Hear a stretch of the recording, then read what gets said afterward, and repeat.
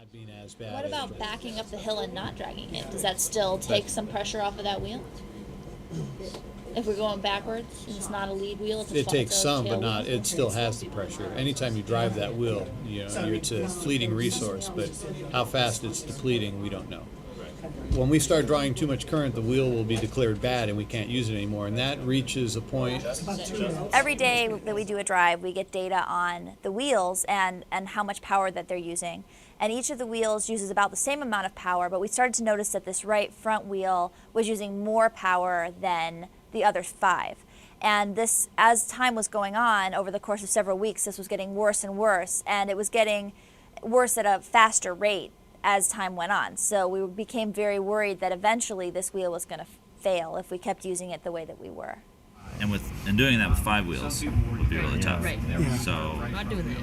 We've reached the point now with that wheel that we are taking steps to see if there's anything we can do to improve the situation and or see if how well we can move around on just 5 wheels.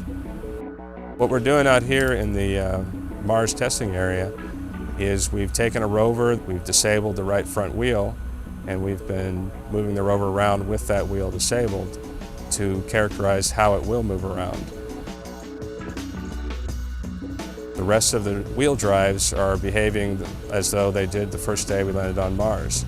So there's good potential that there's nothing wrong with those, they could last a lot longer, and that we will be able to just drive around on 5 wheels. instead of doing all straight drives, Right. we're doing arcs. And so Right. when we do an arc with the wheel locked, we turn the wheel in such a way that that one particular wheel is dragged straight, Okay. while the others are all cocked because we're trying to So compensate the for run that steering drag. is just to put that wheel. If we have one wheel that's not working, it causes the rover to kind of turn, and the effects of that turning can be kind of unexpected. Like if we catch it on a rock, or if it's different kinds of terrain can make it turn more than other kinds of terrain. So really when we need to do accurate driving and accurate positioning of the rover, we need all 6 wheels. So we wanted to be careful that we didn't overstress this wheel so much that we lost it entirely. And in order to do that, we're trying to basically give that wheel a rest, limping along and trying to give this wheel as much of a rest as we can. Okay, but let's not wrap ourselves around the axle. Figure Yeah. that maximize the drive for 20 to 25 minutes with power Right. sufficient. I'll get the ACS to give us what the minimum change of orientation needs to be, and we'll put that in the plan. Okay.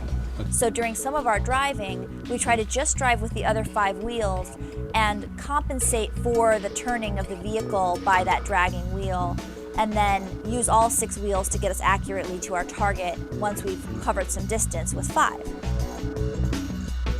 The wheel that's out begins to dig a trench, and of course it resists the motion of all the other actuators. Forwards digs a much deeper trench, so we found that in general we like to drive the rover backwards. The rover was designed to be as capable backwards with 6 wheels as forwards.